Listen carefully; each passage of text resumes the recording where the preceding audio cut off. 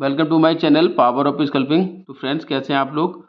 और डेफिनेटली कल के लिए तैयारियां कर ली होंगी ट्रेड करने के लिए। और आप सभी जानते हैं कि पूरी तरह से मार्केट में एक मंदी और सुस्ती छाई हुई है इसराइल और ईरान ईरान को लेके कि कहीं कुछ ऐसा जियोपॉलिटिक इशू ना बने बड़ा, जिसमें वॉर जैसी संकेत बने, तो जिससे कि मार्केट में कोई नेगेटिव न्यूज आए और मार्केट फिर थोड़ा सा डाउन साइड जाए। तो उसी के चलते आप देख पा रहे हैं एफआईआई कंटिन्यूस यहाँ पे सेलिंग कर रहे हैं डे बाय डे। पिछले ट्रेडिंग सेशन में आप देख पा रहे हैं एक दिन बाइंग की है, बकाया आपको पूरा का पूरा 5 दिन, यहाँ पे 6 दिन पूरा का पूरा आपको यहाँ पे सेलिंग दिखाई दे रही है। और इसी प्रेशर के चलते हमारे जो निफ्टी और बैंक निफ्टी है, दोनों में ही अच्छी खासी गिरावट आपको देखने को मिल रही है। कहाँ थे हम, कहाँ आ गए हैं? तो डेफिनेटली कल के दिन की बात करें तो अगर हम अमेरिकन मार्केट की बात करें तो वहाँ चीज़ें थोड़ी सी पॉजिटिव हुई हैं। आज उनका जो महंगाई का जो इंडेक्स रहता है और थोक महंगाई का जो डेटा आया है, उसमें थोड़ा सा पॉजिटिव हुए हैं ये लोग, और वहाँ थोक महंगाई थोड़ी सी कम हुई है। तो डेफिनेटली जो अमेरिकन मार्केट है करीब 200 से 300 पॉइंट ऊपर आज के दिन में परफॉर्मेंस की है। तो डेफिनेटली कल के दिन में इसका हमें एक पॉजिटिव रिजल्ट देखने को मिले और हमारे मार्केट में भी एक अच्छा खासा अपसाइड मूव देखने को मिल सकता है। तो कल के दिन में अगर ऐसा रहता है तो डेफिनेटली हमें सिंपल सा अपने लेवल्स पे ध्यान देना है।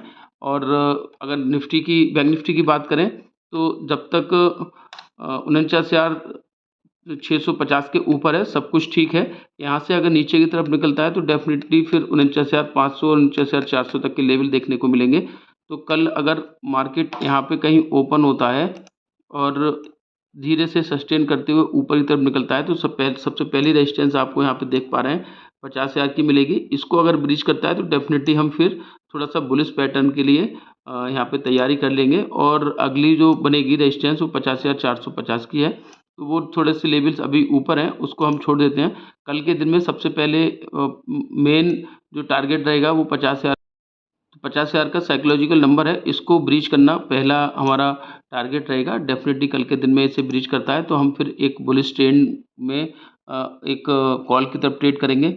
और सपोर्ट की बात करें तो डेफिनेटली 49,700 से जैसे ही नीचे निकलेगा हमें पूरी तरह से आपको पुट में जाना है, क्योंकि आप देख पा रहे हैं कि कल के दिन में इसी लेवल पे मार्केट ने पूरी तरह से यहाँ पे कंसोलिडेशन किया है।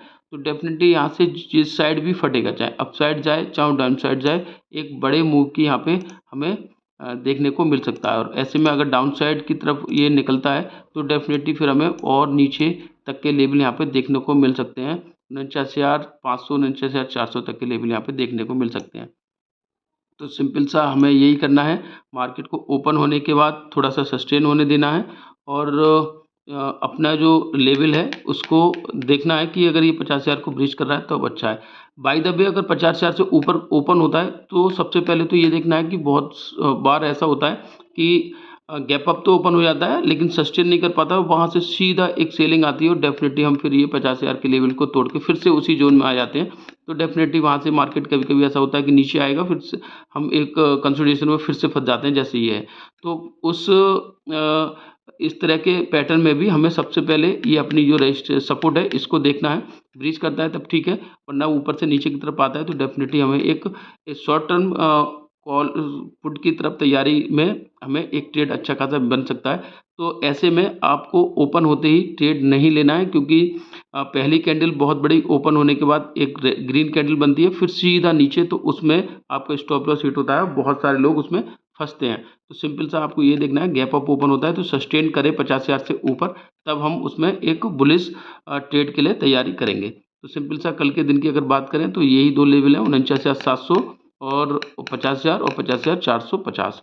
इस लेवल्स के बीच में हमें कल के दिन में बैंक निफ्टी पर ट्रेड करना है। डेफिनेटली जो अमेरिकन मार्केट से जो डेटा आया है वो उसका इम्पैक्ट रहेगा और हमें कल के दिन में एक बुलिश मार्केट देखने को मिल सकती है। और अगर निफ्टी की बात करें तो निफ्टी में भी चीज़ें ऐसे ही हैं, कल के दिन में पूरी तरह से रेंज बाउंड रहा है। तो डेफिनेटली कल का जो हाई है इनको ब्रीच करना चाहिए 49,200 से वो सॉरी 50 क्या बोल रहा हूँ मैं, बैंक निफ्टी नहीं है, निफ्टी है। तो निफ्टी में 24,200 को जैसे ही ब्रीच करेगा, आप देख पा रहे हैं 2 ट्रेडिंग सेशन में यहाँ पे पूरी तरह से कल के दिन में फँसा रहा था, पूरा एक ज़ोन में रहा था। तो डेफ़िनेटली 24,200 को जैसे ही ऊपर निकलेगा, हम एक बुलिश ट्रेड के लिए तैयारी करेंगे। लेकिन इसमें भी यही रहेगा कि अगर कल के दिन में गैप अप ओपन होता है यहाँ पे कहीं और सेलिंग आती है और फिर इसी ज़ोन में आ जाता है, तो फिर हमें थोड़ा-सा वहाँ पे देखना रहेगा कि किस तरह की यहाँ पे मार्केट का डायरेक्शन बन रहा है। तो सबसे पहले यही है कि गैप अप ओपन होता है तो उसको फिर सस्टेन करने दें, तभी ट्रेड करें। मार्केट को हमेशा ओपन होने के बाद सस्टेन होने दें, तभी ट्रेड करें, तो मैं हमेशा यही बोलता हूँ। तो उसमें आपको स्टॉप लॉस हंटिंग के शिकार होने से आप बच जाते हैं। सिंपल सा है, गैप अप ओपन होता है तो डेफ़िनेटली 24,350 की ये जो आप रेजिस्टेंस देख रहे हैं, इसको ब्रीच करेगा तो अच्छा है। अगर इसी रेंज में रहता है तो डेफ़िनेटली कल के दिन की तरह इस तरह से यहाँ पे रह सकता है। डाउन साइड की बात करें तो 24,000 का जो लेवल है, इसको नीचे अगर ब्रीच करता है तो डेफ़िनेटली फिर एक हमें पुट की तरफ जाना है और फिर नीचे की तरफ फिर हमें 23,800 तक के लेवल यहाँ पे देखने को मिल सकते हैं। तो सिंपल सा लेवल टू लेवल ट्रेड करना है। 24,000 से ऊपर है, सब कुछ ठीक है।